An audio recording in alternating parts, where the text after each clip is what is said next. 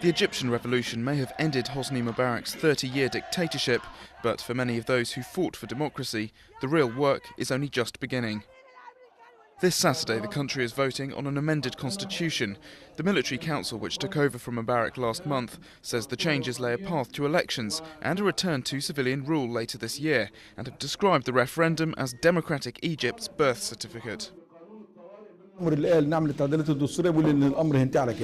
saying yes, that doesn't mean this is going to stop there, not at all. The amendments will dictate that in 6 months the elected parliament should come together to form a committee to review the whole constitution.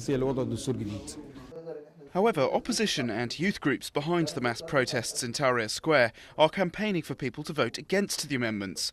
They believe the military has rushed the process and that the timetable is too tight for any meaningful grassroots organisation. They also argue the measures don't go far enough in overhauling the Mubarak-era constitution, which they say should be scrapped altogether. The revolution put this constitution in the grave. How can we make amendments to it? And surely the committee that reviews the constitution should be elected and not appointed, so that it truly represents us.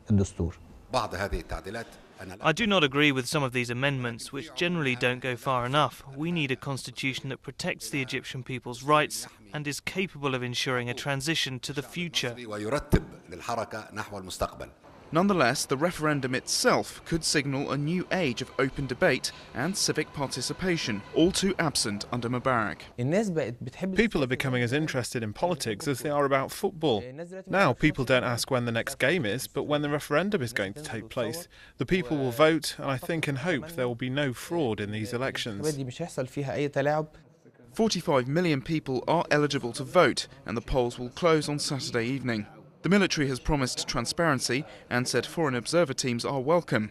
It's the first major democratic test of post-revolutionary Egypt, and whatever the result, voices on either side are, at least, getting their say.